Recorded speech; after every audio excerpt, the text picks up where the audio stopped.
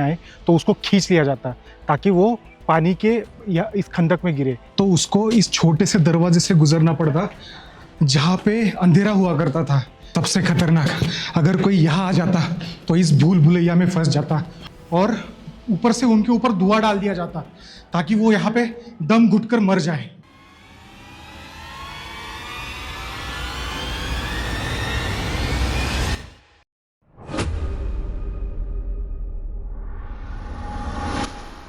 नमस्कार दोस्तों, मैं हूं चाणक्य पाटिल और मैं निकला हूं एक ऐसे सफर पे जहां पे मैं देखूंगा, साथ ही साथ आपको दिखाऊंगा हमारे भारत की खूबसूरती, जहां पे हम देखेंगे हमारे प्राचीन मंदिर, इतिहास के साक्षी हमारे गढ़ किले और बहुत सारी खूबसूरत जगह। तो चलिए इस सफर को शुरू करते हैं और आज हम देखेंगे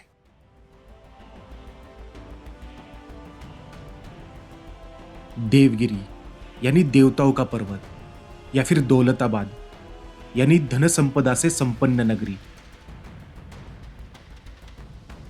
महाराष्ट्र के यादव राजवंश के राजा भिल्लम पंचम, इन्होंने 12वीं शताब्दी में ये किला बनवाया। राजा भिल्लम पंचम से पहले ये किला अस्तित्व में था, पर इस किले को अभेद और मजबूत बनाने में राजा भिल्लम का बड़ा योगदान है। इस किले पर कई राजवटों ने अपनी सत्ता बनाई। यादव, खिलजी, तुगलक, बहामनी, निजाम, मोगल, अजफशाही, मराठे, ब्रिटिश, ऐसी अनेक राजवटों ने इस किले पर अपनी सत्ता बनाई। 200 मीटर ऊंचे इस किले को जाना जाता है इसकी तटबंध और खंदक की वजह से, पर फिर भी इस किले को कई आक्रमणों का सामना करना पड़ा, जिसमें सबसे ज्यादा प्रचलित था अलाउद्दीन खिलजी का आक्रमण। पर्शियन इतिहासकार मोहम्मद कासिम फरिश्ता, इनके तारीख फरिश्ता में अलाउद्दीन और रामचंद्र राय इनके बीच हुए संघर्ष का वर्णन है। यादव घराने के राजा रामचंद्र राय 1271 में राजगद्दी पे आए। राजा रामचंद्र के काल में ही देवगिरी सदन हुआ। दक्षिण के प्रतिस्पर्धी राजाओं पर नजर रखने वाले राजा रामचंद्र राय का 1296 में मुकाबला हुआ अलाउद्दीन खिलजी से। अलाउद्दीन खिलजी ने बड़ी क्रूरता से देवगिरी को लूटना शुरू किया।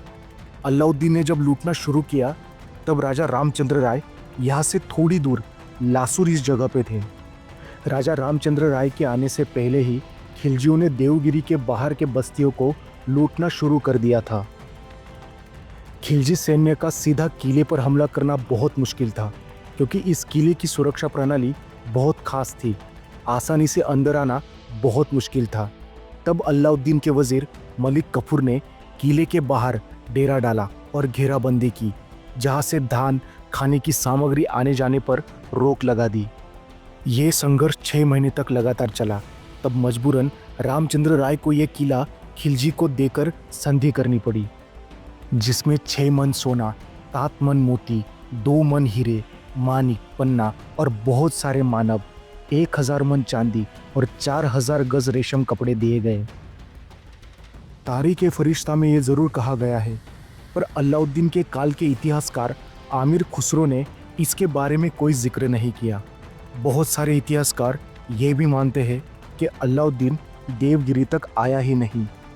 दोस्तों, आप यहाँ पे देख सकते हो, यहाँ पे जब एक्सकवेशन हुआ था तो बहुत सारी हिंदू, जैन और बौद्ध मूर्तियाँ मिली थी।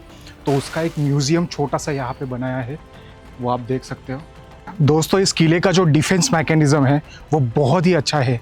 अगर आप देखोगे तो जैसे ही जो फ्रंट गेट है उस पर किले लगे हैं, मतलब अगर हाथी, बड़े बड़े किले, तो जब हाथी उसको धड़क दे या कुछ धक्का दे तो वो दे ना पाए, और अगर हाथी बीच में घुस भी गया तो उसको एक कर्व किया है, मतलब हाथी जो है वो उसको टर्न ना हो पाए, तो वो वहाँ पे ब्लॉक हो जाए और सारे सैनिक जो भी है वो वहाँ पे ब्लॉक हो जाए।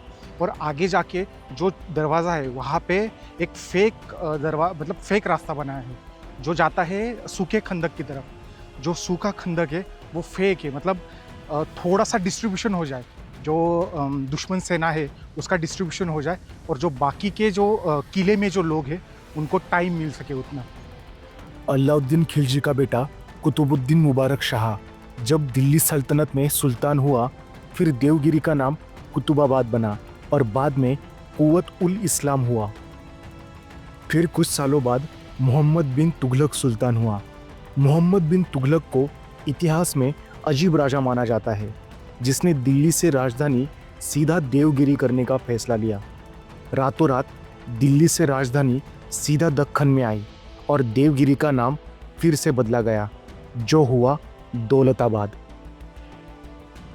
इस फैसले से सारे प्रशासक अधिकारी नाराज थे, पर इसके लिए सारे प्रशासकों को, सैनिकों को, कामगारों को दुगनी तनख्वाह दी गई और जो राजा की बात ना माने या बगावत करे उसको दिल्ली से दौलताबाद घसीट के लेके आने की सजा दी गई।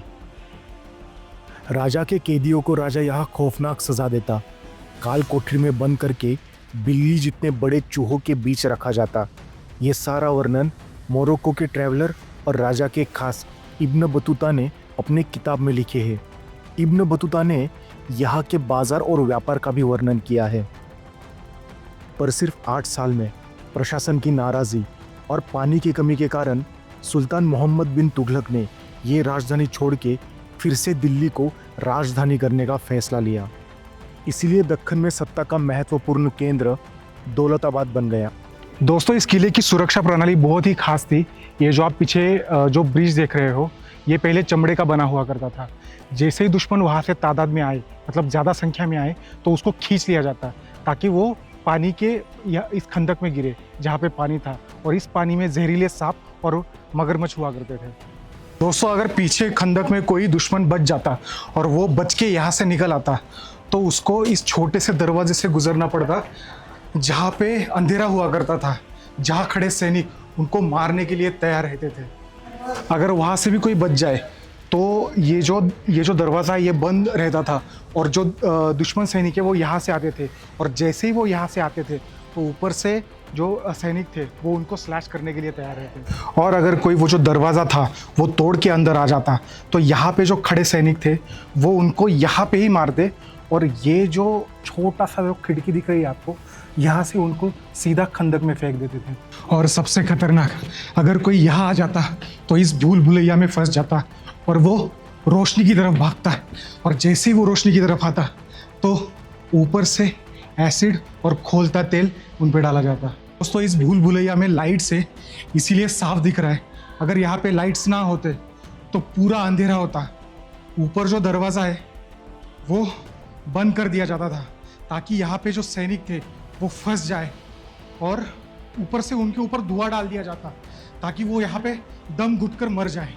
बहुत सालों बाद बहामनी शासक हसन गंगू ने राजनीति के मतभेद के कारण दौलताबाद को उसके अधिकारियों से छीन के इस संपूर्ण क्षेत्र पर अपना अधिकार जमाया। सन 1499 में अहमदनगर के निजाम शाह मलिक अहमद ने दौलताबाद को काबिज किया। मुगलों के दबाव का प्रतिकार करने के लिए 1607 में निजामों ने दौलताबाद को राजधानी बनाई। फिर इस किले की तटबंध, खंदक और भूल भुलैया को और मजबूत बनाया निजाम शाही के वजीर मलिक अंबर ने। अबिसिनियन वजीर मलिक अंबर ने मुगलों से बचाव करने हेतु किले को तल बनाया और अंबर को दीवार बनाई। बाद में 1633 में 4 महीने तक किले के आगे घेराबंदी करके शाहजहां के नेतृत्व में मुगलों ने यह किला लिया और निजाम शाही के राजपुत्र हुसैन शाह को कैद किया, और कई सालों बाद औरंगजेब ने बीजापुर और गोलकोंडा के खिलाफ मुहिम के लिए दौलताबाद का सहारा लिया। दोस्तों, यहाँ पे पीछे चीनी महल है। यहाँ पे औरंगजेब ने गोलकोंडा के आखिरी कुतुब शाह अब्दुल हसन ताना शाह को कैद में रखा था। मरने तक उसको यहाँ पे कैद में रखा था। तो यहाँ किले के ऊपर एक तोफ है जिसे मेंढा तोफ कहते हैं, जिसे किला शिकन भी कहते हैं, मतलब किला तोड़ने वाली तोफ। इसे बनाया था अब्दुल हुसैन अरब, जो औरंगजेब के वफादार थे। 18वीं सदी में मुगलों के पतन के बाद ये किला मराठों के पास आया। 1760 में उदगिर के युद्ध के बाद मराठों ने निजाम को हराकर दौलताबाद, अहमदनगर, बुरहानपुर, बीजापुर पर अधिकार प्राप्त किया, और अंत में ब्रिटिश काल में ये किला हैदराबाद के निजाम के अधिकार में रहा। दोस्तों, ये किला महाराष्ट्र के गौरवशाली इतिहास का जीता जागता साक्षी है। ये एक अच्छे युद्ध कौशल और रणनीति का प्रतीक है। सालों साल इस किले ने बहुत सारी लड़ाइयाँ, विश्वासघात, पागलपन और जय पराजय देखा है, पर फिर भी महाराष्ट्र की धरती पे ये आज बड़े शान से खड़ा है। दोस्तों, आपको ये वीडियो कैसा लगा ये आप हमें ज़रूर बताएं, और अगर अच्छा लगे तो लाइक, शेयर और सब्सक्राइब ज़रूर करें। जय हिंद।